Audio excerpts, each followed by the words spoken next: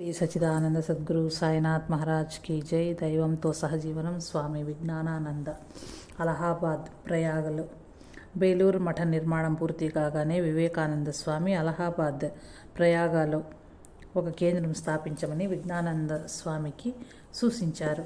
గంగా, యమున, సరస్వతి నదుల సంగమ స్థానం కావటం చేత ఈ నగరం ప్రధాన యాత్రా స్థలాలలో ఒకటిగా సుప్రసిద్ధమైంది. స్వామీజీ సూచనను అనుసరించి విజ్ఞానానంద స్వామి 1900 సంవత్సర ప్రారంభంలో బేలూరు మఠం నుంచి బయలుదేరి కొన్ని పుణ్యక్షేత్రాలను సందర్శించి శరదృతువు వచ్చేసరికి అలహాబాద్ చేరారు.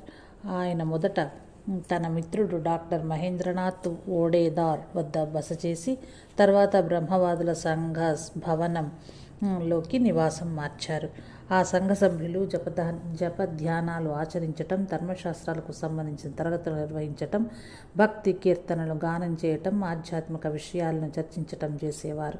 విజ్ఞానానంద స్వామి తమ మధ్య ఉండటం వారికి అపరిమిత ఆనందాన్ని కలిగించింది. ఆ సంఘం వారు ఒక 2 అంతస్తుల భవనంలోని మేడ మీద 2 గదులను అద్దెకు తీసుకున్నారు. అందులో చిన్న గది దేవుని మందిరంగాను, పెద్దది గ్రంథాలయంగాను, సమావేశ మందిరంగాను ఉపయోగపడేది.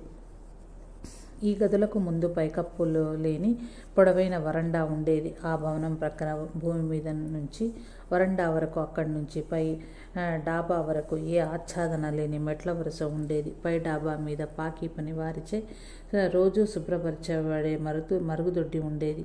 ఆ ఇంటికి నీటి వసతి, విద్యుత్ శక్తి సౌకర్యం లేవు. పురపాలక సంఘం వారు వీధిలో సరఫరా చేసి నీటిని విజ్ఞానానందులు తెచ్చుకోవలసి వచ్చేది. ఆయన 2 కెరోసిన్ పొయ్యిల మీద అన్నం కూర వండుకుని పాత్రలను గిన్నెలను తోముకొని మిగతా ఇంటి పనులు కూడా చక్కదిద్దుకునేవారు. ఈ పనులు కాక ఆయన వ్యాయామం, ప్రాణాయామం చేసేవారు. పూజా మందిరంలో రోజు ఉదయం సాయంత్రం పూజ, జపం, ధ్యానం, అధ్యయనం చేసేవారు. సాయంత్రం సంఘ సభ్యులు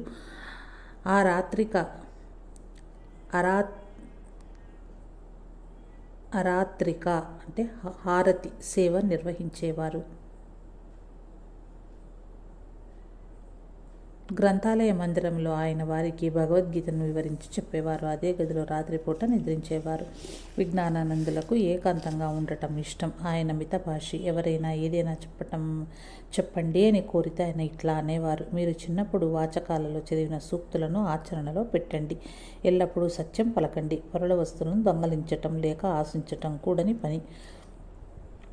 ఈ 2 నీతి సూత్రాలను ఆచరిస్తే చాలు, కావలసిందంతా దానంతటదే సిద్ధిస్తుంది. అలహాబాద్ చేరిన కొత్తలో విజ్ఞానానందులు నిత్యం సూర్యోదయానికి ముందే 3 నదుల సంగమ స్థానమైన త్రివేణి అంటే 3 జడలు అని అర్థం, దాంట్లో స్నానం చేయటానికి వెళ్ళేవారు. ఒకరోజు స్నానం చేసి గంగామాత స్తోత్రం పఠిస్తుండగా ఆయనకు ఒక దివ్య దర్శనం కలిగింది. త్రివేణి మాత అందమైన చిన్న బాలిక రూపంలో వీపు క్రింద వరకు వ్రేలాడుతున్న 3 జడలతో కనిపించి తిరిగి నీటిలో అంతర్ధానమైంది. ఈ దృశ్యం ఆయనను పరవశుణ్ణి చేసింది.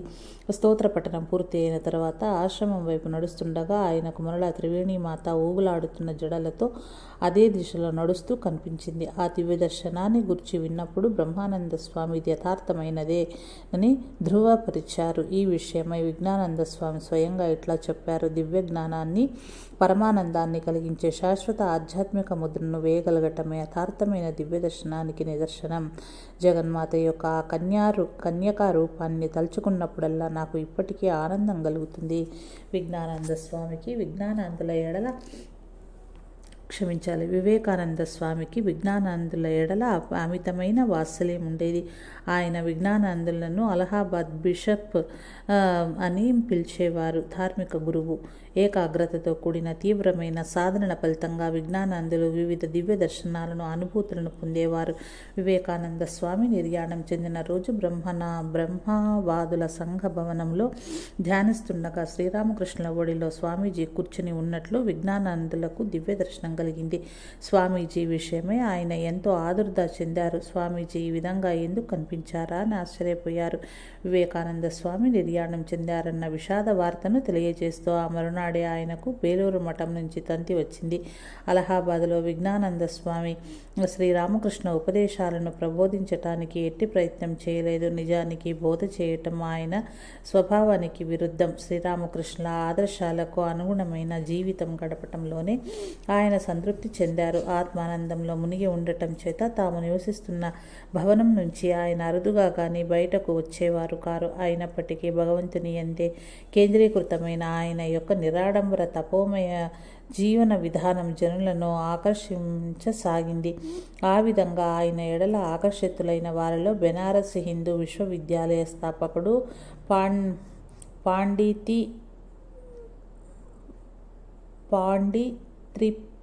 త్రిప్రక్ష కలిగిన పావనాత్ముడైన భారతీయ నాయకుడు పండిత మదనమోహన మాలవ్య ఒకరు. ఆయన విజ్ఞానానంద స్వామిని సజీవ వేదాంత తత్వ ప్రతినిధిగా దర్శించి ముగ్ధులైన వారు. భౌతిక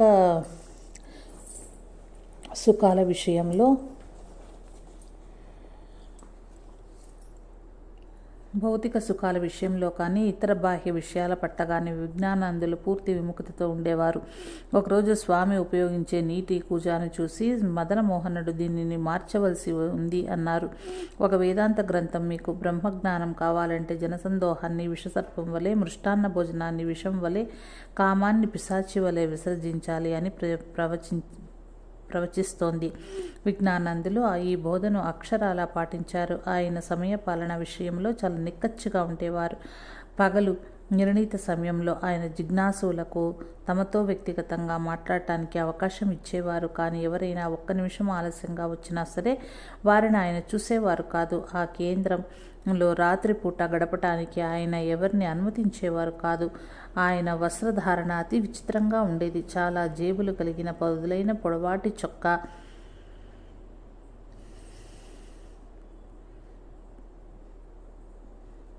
మోకాళ్ల వరకు వచ్చే ధోవతి, ఒక జత మేజోళ్ళు, మండు వేసవిలో కూడా అరిగిపోయిన పాదరక్షలు, చెవులకు కూడా కప్పివేసే టోపీ, ఇది ఆయన వేషం.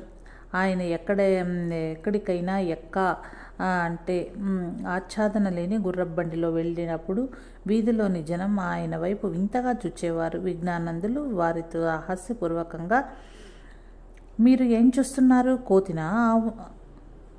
అవును, నిజమే, నేను శ్రీరామచంద్ర ప్రభు యొక్క వానర భక్తుణ్ణి అనేవారు. ప్రజల దృష్టిలో పడకుండా యోగి పుంగవులు తమ ఔన్నత్యాన్ని ఈ రీతిగానే కప్పిపుచ్చుకుంటారు. విజ్ఞానందులు వ్యర్థ సంభాషణలో కానీ ఉబుసుపోక కబుర్లలో కానీ సమయం వృధా చేయటం ఎవ్వరూ చూడలేదు. ఆయన ఇతరులను కూడా అందుకు అనుమతించేవారు కారు. ఆధ్యాత్మిక సాధనలు చేయని విడి సమయాలలో ఆయన అలహాబాద్లోని సనాతన వేద పండితులైన భగవద్దత్త గారి వద్ద వేదాంత సాహిత్యాన్ని కూలంకుషంగా అధ్యయనం చేశారు. అలహాబాద్లో తాము గడిపిన 38 సంవత్సరాల కాలంలో అనేక ప్రముఖ గ్రంథాలను ప్రచురించారు. ఆయన సురేష్ చంద్రదత్త వంగ భాషలో వ్రాసిన రామకృష్ణ జీవితోపదేశాలు అనే గ్రంథాన్ని 1904వ సంవత్సరంలో హిందీలోకి అనువదించి పరమహంస చరిత్ర అనే పేరుతో ప్రచురించారు.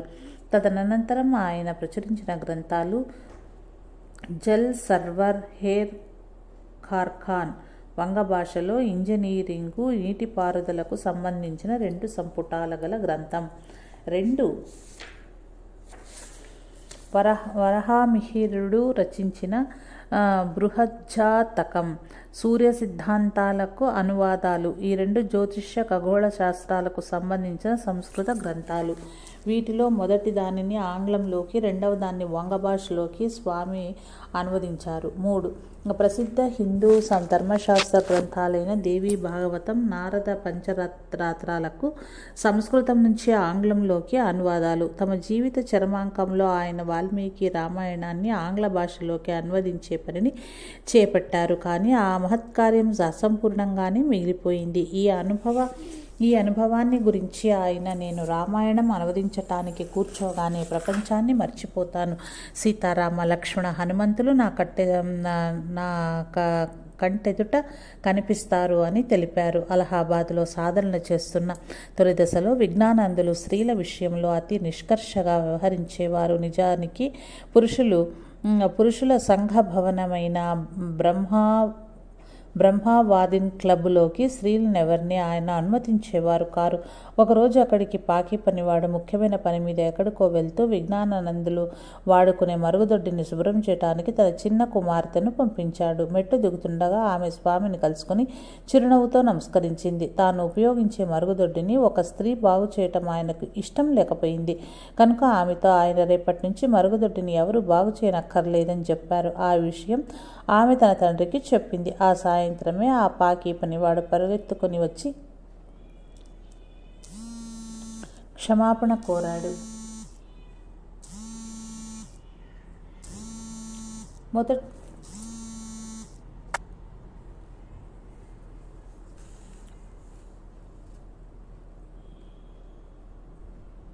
మొదట విజ్ఞానాందులు కఠినంగా నాకు ఎవరితోనూ పని లేదు, అందరూ వాడుకునే మరుగుదొడ్డికే వెళ్తాను అన్నారు. కానీ ఆ పేదవాని యందు దయతలిచి ఆయన ఇక్కడ పనిచేయదలుచుకుంటే నువ్వే రా, వేరెవ్వరిని పంపవద్దు అన్నారు. శివానంద స్వామి ఒకసారి హరిప్రసన్న ఆశ్రమంలో ఒక ఆడ ఈగకు కూడా ప్రవేశం లేదు అని పలికారు.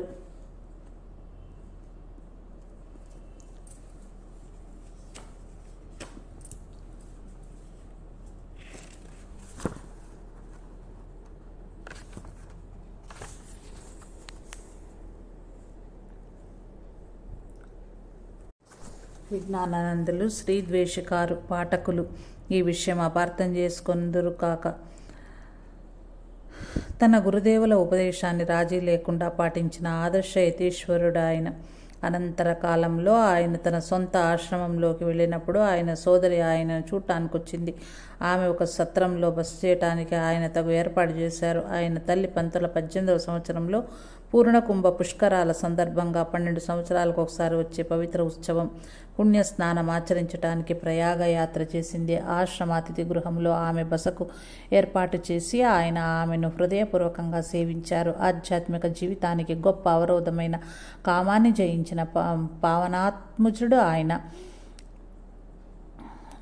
అలహాబాద్లో ఒకసారి ఆయన ఒక సన్యాసితో కలలో కూడా నేను స్త్రీలను ఎవరిని చూడలేదు. నా 53 జీవితంలో జగన్మాత తన సమ్మోహనాకృతిని నాకు చూపలేదు అని చెప్పారు. బేలూరు మఠ సన్యాసులతో 1937వ సంవత్సరంలో ప్రసంగిస్తూ విజ్ఞానానందులు ఇట్లా అన్నారు. ఆలయంలోని శారదామాతను గౌరవించినట్లు స్త్రీలను గౌరవించండి.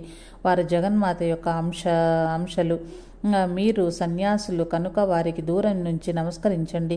శ్రీరామకృష్ణ సన్యాస వ్యవస్థకు అధ్యక్షులైనప్పుడు ఆయన అనేక మంది స్త్రీలకు మంత్రోపదేశం చేసి వారి పట్ల ఆదరాభిమానాలు చూపారు.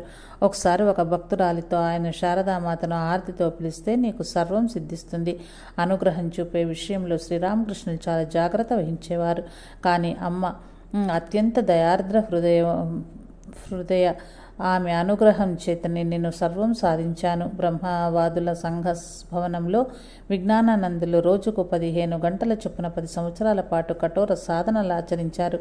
ఆయన 1910వ సంవత్సరంలో అలహాబాద్లోని ముత్యాగంజ్ ప్రాంతంలో ఒక ఇంటిని, ఆ ఇంటి నుంచి రోడ్డుకు అవతల వైపు ఉన్న ఒక ఖాళీ స్థలాన్ని కొన్నారు. ఆ ఇంటిని రామకృష్ణ మఠంగా తీర్చిదిద్దారు. ఆ ఖాళీ స్థలంలో హోమియో ధర్మ వైద్యశాల నిర్వహించే నిమిత్తం మరొక ఇల్లు కట్టించారు. కాశీ సేవా ఆశ్రమం నుంచి పంచానన్ అనే పేరు గల బ్రహ్మచారిని ఆయన తమకు సహాయకునిగా తెచ్చుకున్నారు. పంచానన్ 1910వ సంవత్సరం నుంచి 1924వ సంవత్సరం వరకు ఆ ధర్మ వైద్యశాలలో పనిచేస్తూ విజ్ఞానానందులకు కావలసిన సేవను అందించాడు. అనంతరం అతడు రామకృష్ణ మఠ వ్యవస్థను విడిచి వెళ్ళాడు.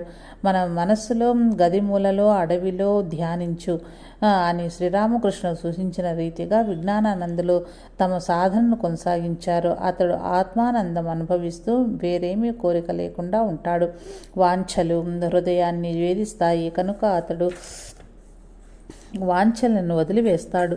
అతడు కష్టాలకు కలత చెందడు, సుఖాలకు అర్రులు చాచడు, భయక్రోధాలు లేనివాడుగా ఉంటాడు. అట్టి వారిని స్థితప్రజ్ఞుడని ముని అని నేను పేర్కొంటాను అని భగవద్గీత 2వ అధ్యాయం 55, 56 శ్లోకాల్లో వర్ణించబడిన రీతిగా విజ్ఞానానంద స్వామి మహాయోగి. ఏమైనా ఆయన ఎక్కువ కాలం గుప్తంగా ఉండలేకపోయారు. క్రమంగా ప్రజలకు ఆయన మహత్వం తెలియవచ్చింది.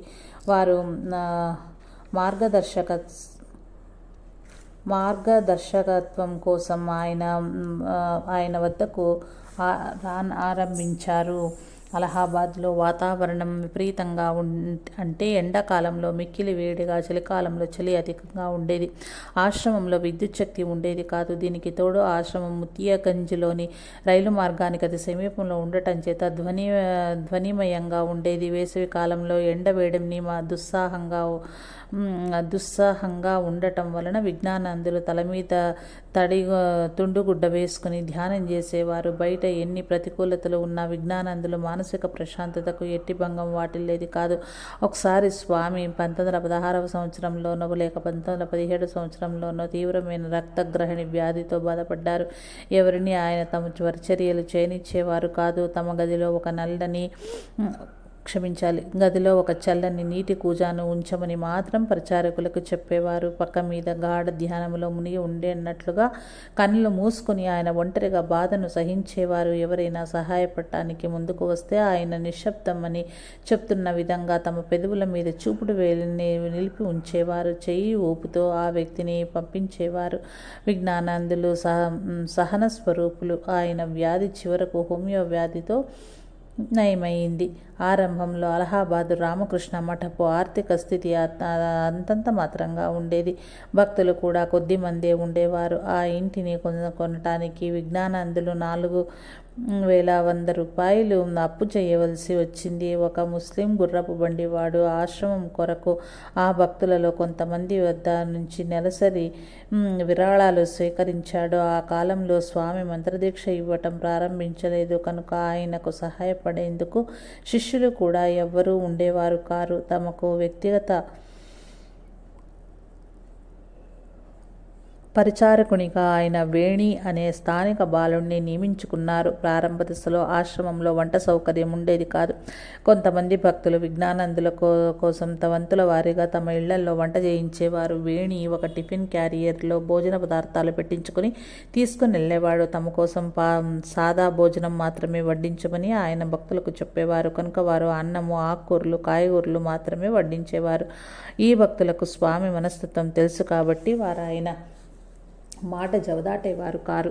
ఆ మహనీయుణ్ణి సేవిస్తున్నందులకు వారికి ఎంతో సంతోషంగా ఉండేది. ఆశ్రమం వృద్ధి పొందిన తరువాత విజ్ఞానందులు వంటకు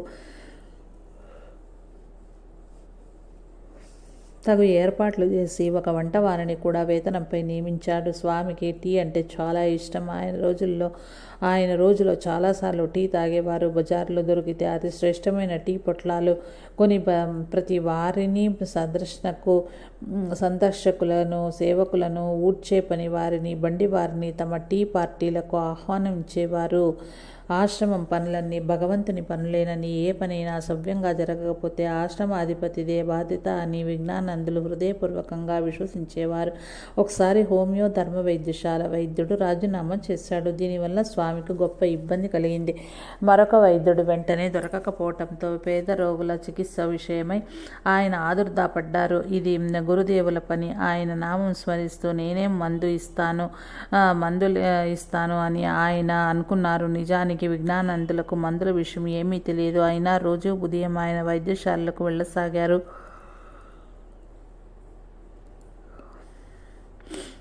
రోగులకు వారి వ్యాధులను గురించి కానీ, శారీరక రుగ్మతలను గురించి కానీ అడగకుండా ఆయన మందులు ఇవ్వటం మొదలుపెట్టారు. రోగస్థ స్త్రీలు తమ శారీరక బాధలు చెప్పుకోవటానికి ప్రయత్నిస్తే ఆయన మీ వ్యాధిని గురించి ఏమీ చెప్పవద్దు, ముందు మందు తీసుకుని ఇంటికి వెళ్ళండి అని పలికేవారు. ఆశ్చర్యకరమైన విషయం ఏమిటంటే విజ్ఞానంద స్వామి ఇచ్చిన ప్రతి హోమియో మందు రోగులకు స్వస్థత చేకూరింది. ప్రతి హోమియో మందు చుక్క రోగులకు స్వస్థతను చేకూర్చింది. వారిలో ఒక్కరు కూడా రెండవ మోతాదు కోసం తిరిగి రానవసరం లేకపోయింది. మహిమాన్వితమైన ఈ వార్త వ్యాపించటంతోనే ప్రతి రోజు ఇంకా ఎక్కువ మంది రోగులు రావటం మొదలుపెట్టారు. గుంపులుగా వస్తే జనాలను అదుపు చేయటం కష్టమైపోయింది.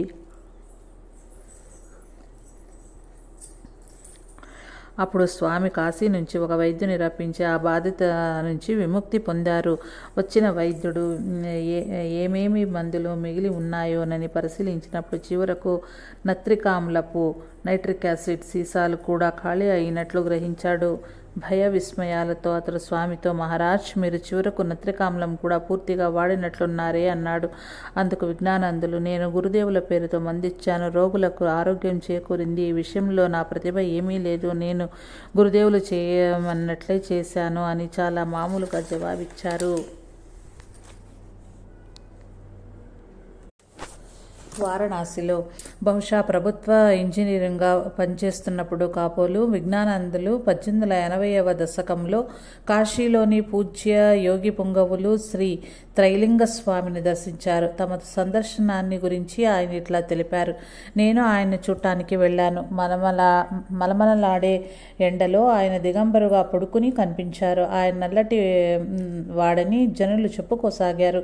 కానీ కరిగించిన బంగారం వలె ప్రకాశవంతంగా ఆయన నాకు కనిపించారు.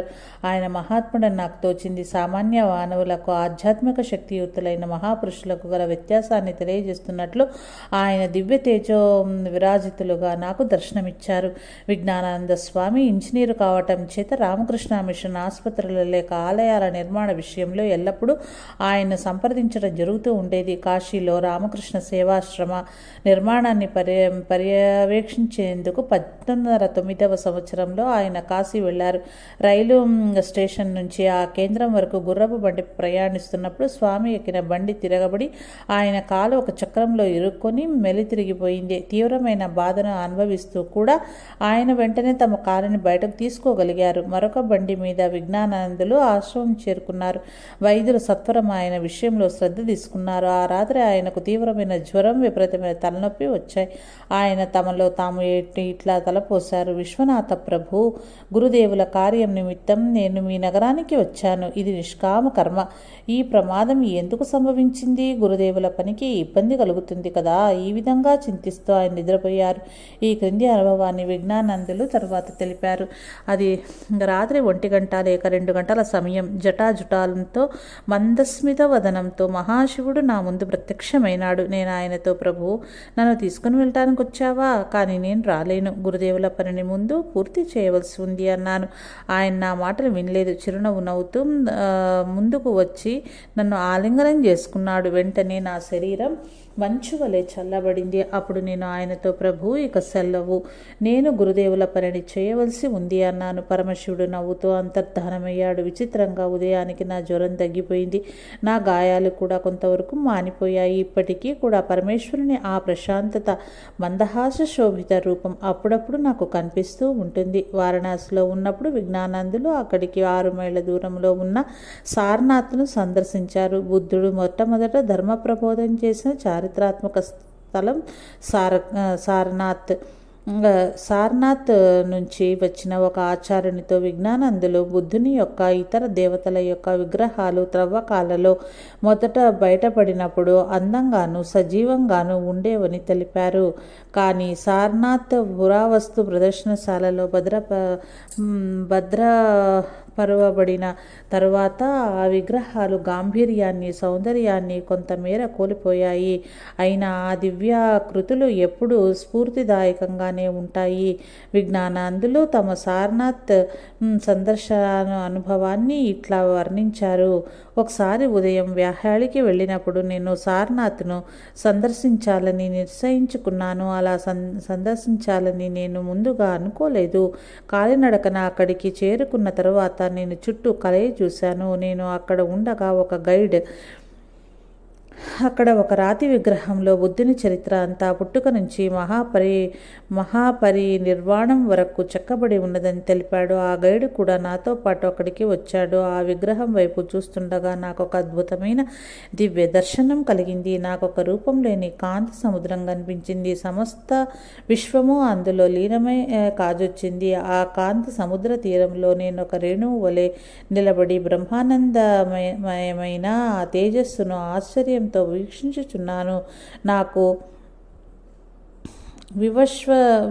వివశ్వతం కలిగింది. అప్పుడు రెప్పపాటు కాలంలో విశ్వం పూర్తిగా అంతర్ధానమైపోయింది.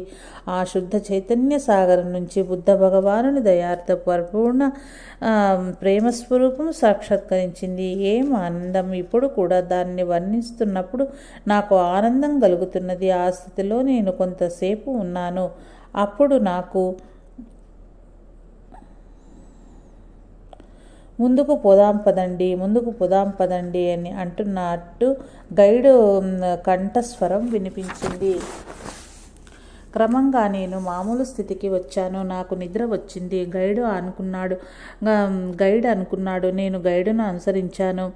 కానీ అతిగా కైపెక్కిన వాని వలె ఉంది నా పరిస్థితి. సాయంత్రం నేను ఆశ్రమానికి తిరిగి వచ్చినప్పుడు అక్కడి సన్యాసులు అప్పటి వరకు నేను ఎక్కడ ఉన్నది అడిగి నా కోసం మధ్యాహ్న భోజనం అట్టిపెట్టినట్టు తెలిపారు. నేను అప్పటి వరకు ఎక్కడ ఉన్నది వారికి చెప్పలేదు. నాకు ఇప్పుడు తినాలని లేదు అని మాత్రం వారికి చెప్పాను. ప్రశాంతంగా నా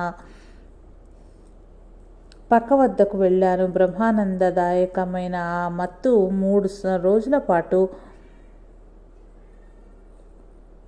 అవిచ్ఛిన్నంగా ఉండిపోయింది. ఆ తర్వాత నేను కాశీలోని విశ్వనాథ ఆలయానికి వెళ్ళినప్పుడు నాలో నేను ఇక్కడికి ఎందుకు వచ్చాను, ఒక రాతిని చూడటానికా అనుకున్నాను. తిరిగి అదే దివ్య దర్శనం నాకు కలగసాగింది.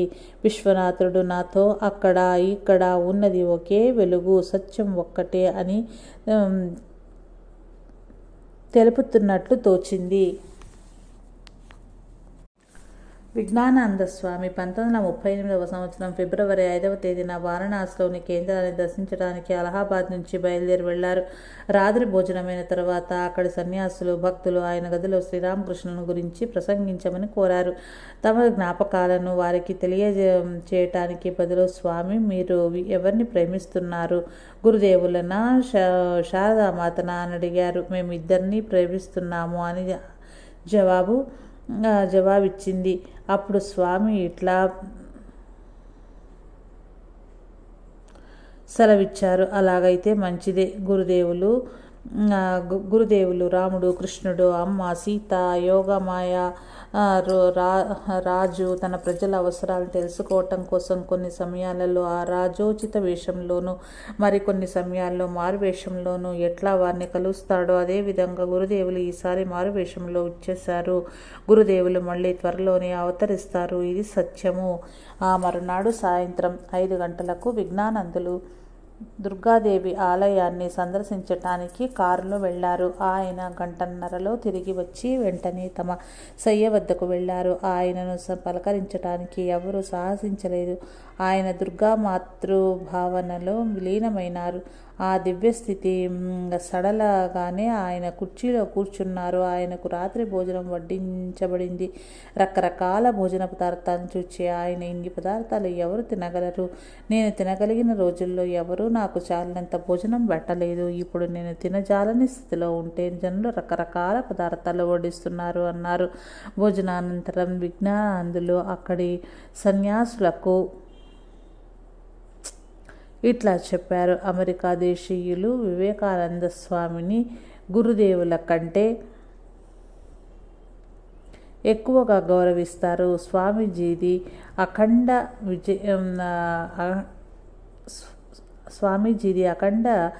విజయోపేతమైన అద్భుత వ్యక్తిత్వము. ఆయన ముందున్న జనులకు తమ అసంపూర్ణత తెలియవచ్చేది. ఈ విషయం మేము స్వామీజీకి తెలిపినప్పుడు ఆయన ఇదంతా ఆ పిచ్చి బ్రాహ్మణుడి లీలా వినోదం ఆయన నా ద్వారా పనిచేస్తున్నారు అన్నారు. వివేకానంద స్వామి అతి నిరాడంబరులు, వైరాగ్య సంపన్నులు. యాత్రలు. తమ జీవితంలోని ఉత్తర భాగంలో విజ్ఞానానంద స్వామి వివిధ పుణ్యస్థలాలను సందర్శించారు. ఆయన 1931వ సంవత్సరం డిసెంబర్ 21వ తేదీన మద్రాసు రామకృష్ణ మఠానికి వెళ్లారు. అక్కడి నుంచి ఆయన కాంచీపురంలోని విష్ణు ఆలయాన్ని, శివాలయాన్ని, తర్వాత మదురైలోని మీనాక్షి సుందరేశ్వరుల ఆలయాలను దర్శించారు. అటు పిమ్మట తిరువనంతపురం వెళ్ళి అక్కడి నుంచి కన్యాకుమారికి ప్రయాణం చేశారు. అక్కడ ఆయన ఆలయంలో ప్రవేశించి కన్యాకుమారి మాతను 1 గంట సేపు రెప్పవాల్చకుండా తిలకించారు. అమెరికా వెళ్ళటానికి ముందు వివేకానంద స్వామిని ధ్యానించి దివ్య దర్శనానుభూతిని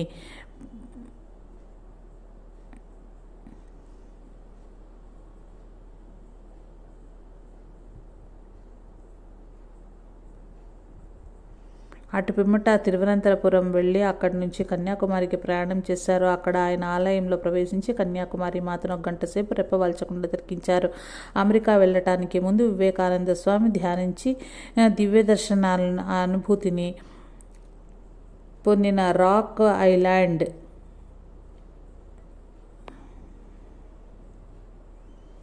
ఆయన సముద్ర తీరం నుంచి వీక్షించారు. తిరిగి మద్రాసు వచ్చే ముందు ఆయన రామేశ్వరం, బెంగళూరు, మైసూరు, ఉదక మండలాలు పర్యటించారు. మద్రాసులోని భక్తులను విజ్ఞానందులు ఇలా హితవు పలికారు. మానవ జీవిత పరమావధి భగవంతుని సాక్షాత్కారమే. ఎందుకంటే అది మాత్రమే మనకు యథార్థమైన శాశ్వతమైన శాంతిని ప్రసాదించగలదు. భగవంతుణ్ణి మనకు కనపడకుండా కప్పి ఉంచేదే నిజంగా అజ్ఞానజనితమైన అహంభావమే. ఒకసారి ఒకరు శ్రీరామకృష్ణులను మేము భగవంతుణ్ణి ఎందుకు చూడలేకపోతున్నాము అని ప్రశ్నించారు. ఆయన వెంటనే తన తుండు గుడ్డను ముఖానికి కప్పుకొని, నా ముఖం మీరు చూడగలుగుతున్నారా? లేదు. కారణం నేను మీ ఎదుటే కూర్చున్న తుండుగుడ్డను అడ్డంగా ఉండటమే. అదేవిధంగా మీకు భగవంతునికి మధ్య ఉన్న అజ్ఞానం అనే తెరను తొలగించండి. అప్పుడు భగవంతుని అన్ని చోట్ల చూడగలరు.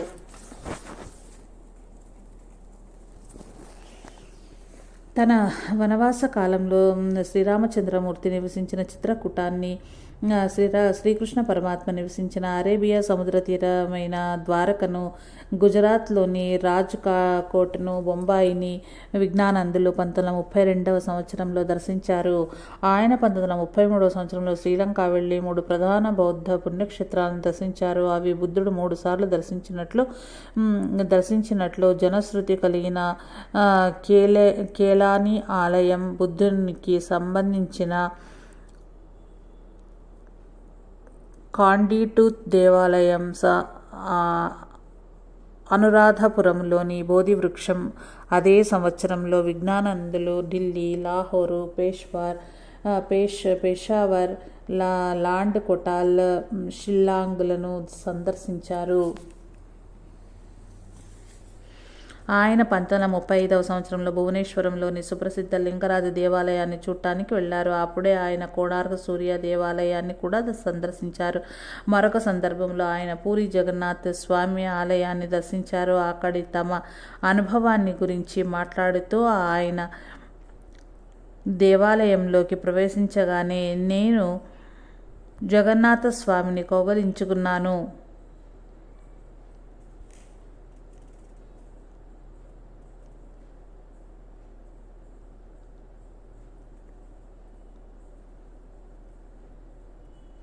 ఆ స్వామి నాకు వెన్నె బొమ్మ వలె మృదువుగా తోచారు అని చెప్పారు. ఆయన ఇంకా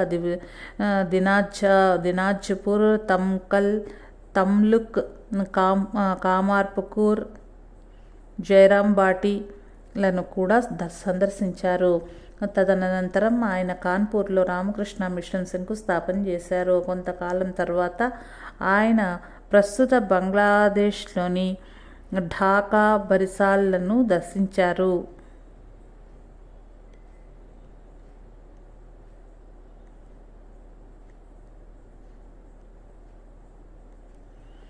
శ్రీరామకృష్ణులు తమ శిష్యులకు శిక్షణ గరిపినప్పుడు తమ ఆధ్యాత్మిక వారసత్వ సంపదను వినియోగపరిచే శక్తిని కూడా వారికి ప్రసాదించారు.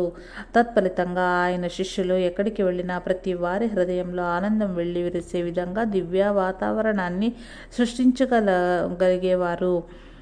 మితభాషి అయినప్పటికీ విజ్ఞానానందులు ఇతరులు కోరినప్పుడు ఎప్పుడూ గురుదేవులను గురించి, ఆధ్యాత్మిక జీవితాన్ని గురించి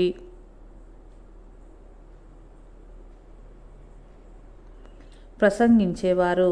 బరిసాల్లో ఆయన భక్తులకు కొద్దిమంది మాత్రమే భగవంతుని దర్శించగలరు లేక గ్రహించగలరు. హృదయంలో పవిత్రత లేనిదే ఇది సాధ్యం కాదు. సాధకుడు అత్యంత జాగరూకుడై ఉండాలి. చెట్ల తలంపులు విషం వంటివి అవి అని చెప్పారు. ఒకరోజు ఒక న్యాయాధిపతి భార్య ఆయనను, మహారాజ్, చంచలమైన మనస్సును అదుపులో పెట్టుకోవటం ఎట్లా అని అడిగింది. అందుకు స్వామి, మనస్సును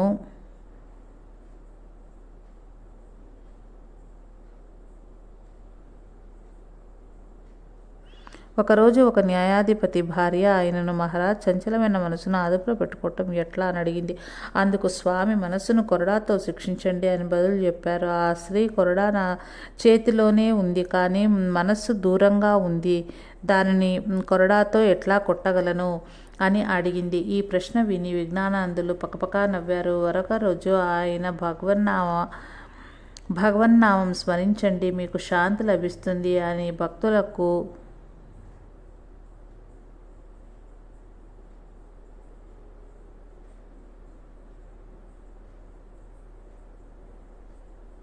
భగవన్నామాన్ని స్మరించండి, మీకు శాంతి లభిస్తుంది అని భక్తులకు చెప్పారు. అనంతరం ఆయన ఆత్మ స్వభావాన్ని ఇట్లా వివరించారు. ఆత్మ విషయ పదార్థం కాదు. ఆత్మ జీవన మరణాతీతమైనది. ఆత్మ శాశ్వతమైనది.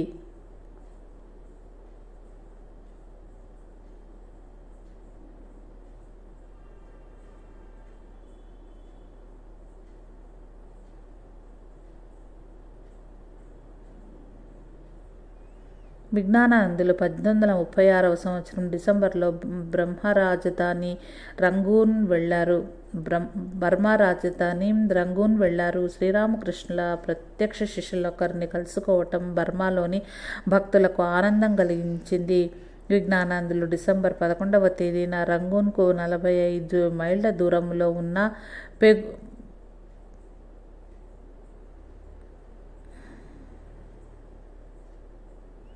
డిసెంబర్ 11వ తేదీన రంగూన్కు 45 మైళ్ళ దూరంలో ఉన్న పెగులోని ప్రసిద్ధమైన శయన భంగిమలో ఉన్న బుద్ధ విగ్రహాన్ని చూడటానికి వెళ్లారు. చాలాసేపు ఆ విగ్రహం ముందు నిశ్చలంగా నిలబడ్డారు. ఆయన ప్రశాంతతకు భంగం కలిగించటానికి సహచరులెవ్వరూ సాహసించలేదు. కొద్దిసేపటికి విజ్ఞానానందులకు బాహ్యస్ఫురణ కలిగింది. వారంతా వారు కారు వద్దకు వచ్చారు.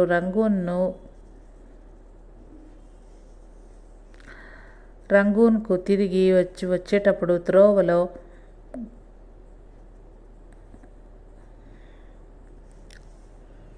భంగం కలిగించటానికి సహచరులెవరూ సాహసించలేదు. కొద్దిసేపటికి విజ్ఞానానందులకు బాహ్యస్ఫురణ కలిగింది. వారంతా కారు వద్దకొచ్చారు.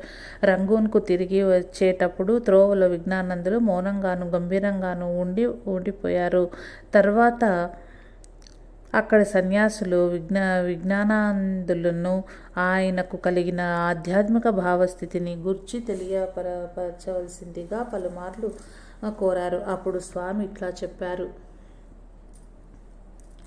ఇవాళ బుద్ధ భగవానుడు దయతో తన దర్శనం నాకు అనుగ్రహించాడు. శయనిస్తున్న తీరులో ఉన్న ఆయన విగ్రహం సజీవంగా ఉన్నట్లు నాకు కనిపించింది. బుద్ధ భగవాన్ని తేజోమయ స్వరూపానం సౌందర్యం ఎంత వైభవాన్వితమైంది. ఈ మాటలు పలికి స్వామి తిరిగి మౌనముద్ర దాల్చారు. రంగూన్లో ఉన్నప్పుడు విజ్ఞానానందులు కొంతమంది భక్తులకు మంత్రోపదేశం చేశారు. సాయంత్రం పూట ఆయన సాధకుల సందేహాలను సమాధానం ఇచ్చేవారు.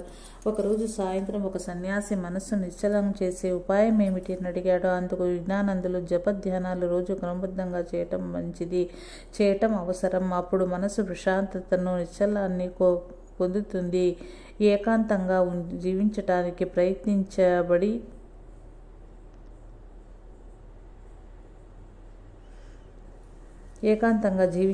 ప్రయత్నించండి. నిజమైన సాధు సత్తముడు ఏకాంతంగా జీవిస్తాడు అని చెప్పారు. ఆయన ఇంకా ఇట్లా సెలవిచ్చారు.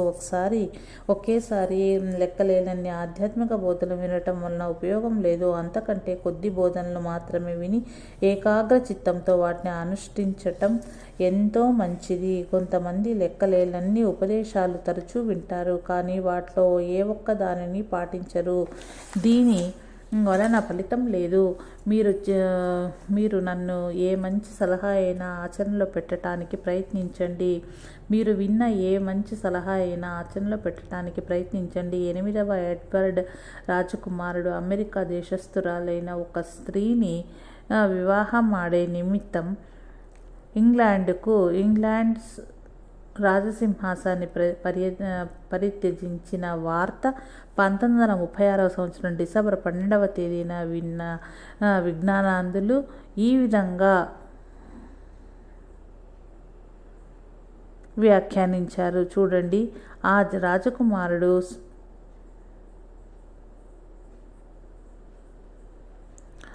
రాజకుమారుడు కేవలం ఒక స్త్రీ కోసం అంతటి విశాల సామ్రాజ్యాన్ని, సిరి సంపదలను, గౌరవ ప్రతిష్టలను, సర్వాన్ని వదిలిపెట్టాడు.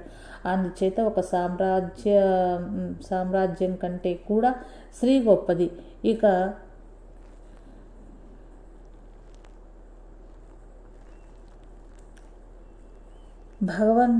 భగవల్లాభం పొందిన తరువాత అంతకంటే గొప్ప లాభం మరొకటి లేదని తెలియజేస్తుంది. కానీ భగవంతుణ్ణి చేరటం ఎంతో కష్టసాధ్యమైన విషయమో ఆ